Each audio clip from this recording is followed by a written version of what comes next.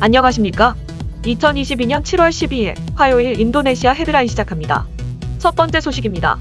박진 외교부 장관은 인도네시아 발리에서 개최된 G20 외교장관 회의를 계기로 지난 7일 레트노 마르수디 인도네시아 외교장관과 회담을 가졌습니다.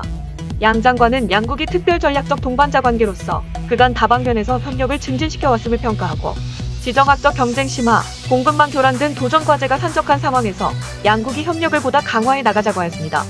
박 장관은 양국이 국방 방산 등 분야에서의 협력 지속은 물론 공급망 협력, 인도네시아 신수도 이전 사업 등 더 많은 분야로 협력을 확대해 나가기를 희망하였습니다. 또한 내년 수교 50주년을 전후하여 양국 간 교류를 강화해 나가기를 희망한다고 하고 특히 정상급 방문 및 외교 국방 2+2 장관급 회의 개최 등을 추진해 나가자고 하였습니다. 아울러 양국 장관은 한 아세안 협력, 우크라이나 사태 등에 대해서도 의견을 나누고 관련 공조를 강화해 나가기로 하였습니다. 한편 미 국무부는 이번 G20 외교장관 회의에서 식량난과 코로나 등 국제적 도전에 대응할 것이며 이번 회의를 통해 러시아의 우크라이나 침공에 대한 책임을 물을 것이라는 점도 분명히 했습니다. 다음 소식입니다. 싱가포르의 국제조사기관 아세안 거시경제연구사무소는 5일 발표한 최신 아세안 플러스 3 지역 경제 전망을 통해 올해 아세안 전체 인플레이션율을 6.2%로 전망했습니다. 이는 에너지 가격 급등 및 물가 상승으로 직전의 4.1%에서 2.1%포인트 상향 수정한 것입니다. 가장 높은 인플레이션율로 예상되는 국가는 라오스의 14.3%로 기존보다 9.3%포인트 상향됐습니다. 이어 미얀마 12.0%, 캄보디아 6.4%, 태국 6.3%, 싱가포르 5.2% 순으로 예상되었으며 인도네시아, 베트남, 말레이시아는 3%대로 전망됐습니다. 2023년 인플레이션율도 상향 수정됐습니다. 아세안 전체는 3.2%로 직전의 2.6%에서 0.6%포인트 상향됐습니다.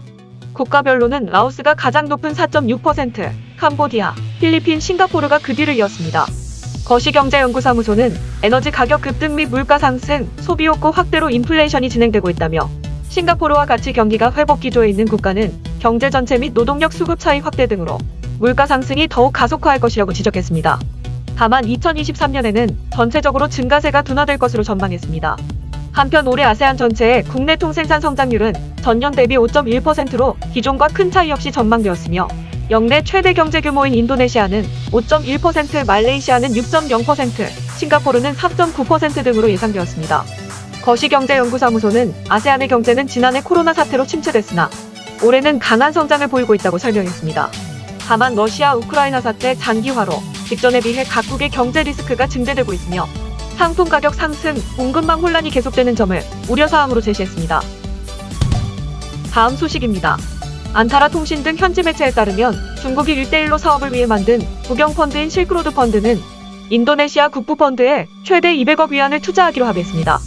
중국 국영펀드와 인도네시아 국부펀드 운영기관은 공동 성명을 통해 인도네시아가 외국인에게 개방한 모든 부문의 투자가 허용되며 특히 양국 간 경제적으로 연관된 프로젝트에 투자한다며 투자할 사업은 양 기관이 공동으로 심사해 결정하기로 했다고 밝혔습니다.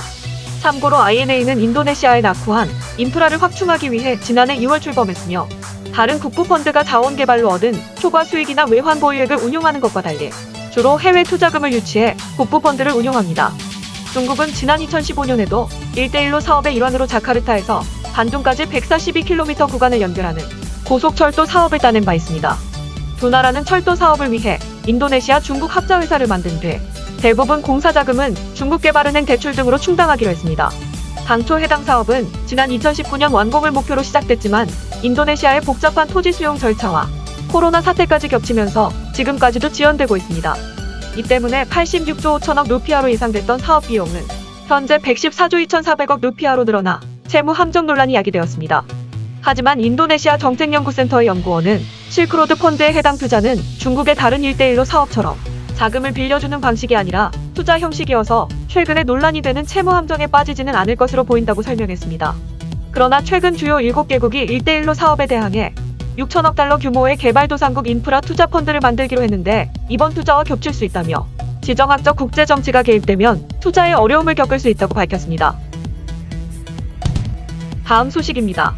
하나디펜스는 인도네시아 경찰을 위해 현지 경찰용 바라쿠다 차량 25대를 일괄 생산한다고 밝혔습니다.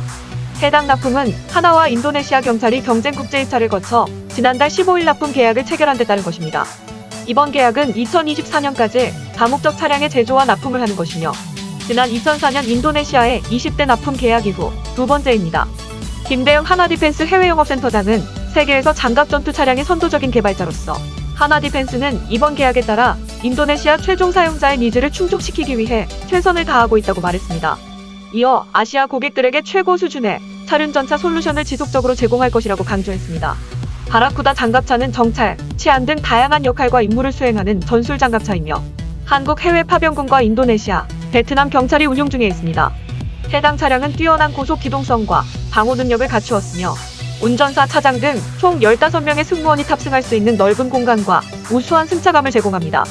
특히 최고 속도 100km, 장거리 주행거리 1160km로 뛰어난 기동성을 자랑하며 지붕에 장착된 소구경 무기 스테이션, CCTV, GPS, 도저 블레이드 등을 장착할 수도 있습니다. 다음 소식입니다. 이슬람 최대 축제 중 하나인 이드 아라드아를 앞두고 구제역이 발병하여 비상이 걸렸습니다. 7일 콤파스 등 현지 언론에 따르면 인도네시아에서는 지난 5월 이후 21개 주에서 31만 7천 마리가 넘는 가축이 구제역에 걸렸으며 이는 지난 1986년 이후 약 36년 만의 대규모 발병입니다. 희생의 축제로 불리는 이드 아라드하는 아브라함이 아들을 희생물로 바치라는 신의 말씀을 실행에 옮기려 하자 신이 이를 멈추게 하고 양을 대신 제물로 바치도록 허락했다는 쿨한 내용에서 유래했습니다. 무슬림은 이날을 기념해 가축을 잡아 제사를 지낸 뒤 가난한 사람들에게 고기를 나눠주는 행사를 하며 해당 축제를 기점으로 도심에서도 살아있는 소와 양을 쉽게 만날 수 있습니다. 하지만 구제역이 창궐하면서 소비자들이 구제역에 걸린 가축을 먹을까 걱정돼 소비를 꺼리고 있습니다. 서부 자바의 가축 거래 업자는 코로나 이전에는 희생제를 앞두고 소를 330마리까지 팔았고 코로나 기간에도 170마리 정도 판매했지만 올해는 겨우 50마리만 팔았다고 전했습니다. 이 때문에 인도네시아 정부도 가축 소비 증진을 위해 구제역이 사람에게 옮기지 않으며 열에 가할 경우 구제역 세균도 모두 죽는다며 적극적으로 홍보하고 있습니다. 한편 인도네시아 당국은 지난달 구제역 확산을 막기 위해 태스크포스를 구성한 후 긴급 백신 접종 프로그램을 진행하고 있습니다. 다음 소식입니다. 주인도네시아 한국문화원은 한국의 다양한 춤, 소리 및 전통 연희를 현대적 감각으로 표현한 판타지 뮤지컬 구미호 상영회를 6월 29일 CGV 퍼시픽 플레이스에서 개최했습니다. 이번에 선보인 뮤지컬 구미호는 꼬리가 9개 달린 여우에 관한 한국의 전설을 바탕으로 제작되었는데 수천 년의 세월이 흘러도 한 사람만을 사랑하는 여우와 다시 태어나도 같은 사랑을 하게 되는 인간의 이야기를 국악, 리듬 체조, 태권도 등 다양한 퍼포먼스로 표현한 작품입니다. 한국의 인기 TV 프로그램 부르의 명곡에서 활약한 국악인 김혜리와 리듬 체조 한국 대표 출신 천송이 등 다양한 배우들이 참여하여 눈길을 끌었으며 전통예술의 현대적 해석을 위해 로보담, 인터랙티브 영상, 홀로그램, 2D 와이어 플라잉 시스템 등을 이용하여 다양한 장면들을 선보였습니다. 이번 행사는 가슴이 따뜻해지는 스토리와 화려한 무대 볼거리를 선보이는 판타지 뮤지컬로서 가족 또는 연인과 함께한 관객들에게 많은 호평을 받았습니다. 다음 소식입니다. 인도네시아 코로나19 확진자가 총 610만 6,024명으로 늘어났으며 이 중 사망 15만 6,781명, 완치 593만 116명으로 집계되어 2.6%의 치사율을 보이고 있습니다. 인도네시아의 코로나19 1일 확진자 수는 2,500명 수준을 유지하고 있습니다. 오미크론 하위 변이인 BA4와 BA5가 빠르게 퍼지면서 전 세계의 코로나 비상등이 다시 켜졌습니다. 프랑스와 이탈리아에서는 하루 신규 확진자가 각각 20만 명과 10만 명을 돌파하면서 코로나 재유행에 대한 불안감이 번지고 있습니다. 세계보건기구도 각국의 방역을 다시 강화하라고 권고하고 나섰습니다. 특히 인도네시아 인근 국가인 싱가포르에서도 코로나19 확진자가 다시 급증하고 있습니다. 최근 데이터에 따르면 1일 평균 12,000명의 확진자가 발생하고 있습니다. 지난 5일에는 지난 3개월 동안 가장 많은 확진자가 발생하였는데 총 12,784명의 신규 확진자가 발생했으며 이 중 12,248명이 지역 감염이고 536명이 해외 유입 환자였습니다. 인근 국가의 코로나 급증으로 인도네시아 방역당국도 예의주시하고 있습니다. 코로나19 태스크포스 자료에 따르면 지난 7일 인도네시아 신규 확진자가 2,881명으로 전날보다 늘었습니다. 이는 2달 전과 비교했을 때 10배 이상 늘어난 수치입니다. 조코이 대통령은 7월 둘째 주와 세 번째 주의 확진자 수가 정점을 찍을 것으로 예상하였으며 오미크론 하위 변이 BA4와 BA5로 인한 감염 증가에 국민들이 당황하지 말 것을 호소하였습니다. 보건부 장관도 다른 국가의 상황보다 인도네시아는 안정적이라고 평가하며 하지만 국민들에게 백신 부스터샷을 적극적으로 접종해달라고 전했습니다. 한편 인도네시아 정부는 부스터샷 접종률이 20%를 밑돌아 백신 추가 접종을 사실상 의무화하는 방안을 검토하고 있습니다. 인도네시아 정부는 이슬람 명절 중 하나인 희생제를 기점으로 코로나19가 다시 확산하는 것을 우려하고 있습니다. 오미크론 하위 변이 BA4와 BA5가 확산하면서 확진자 수가 다시 늘어나는 상황에서 희생제를 맞아 많은 사람이 모이는 행사가 진행되었기 때문입니다. 특히 희생제를 맞아 지난 4월에 개장한 자카르타 국제경기장에서 대규모 기도회도 열렸습니다.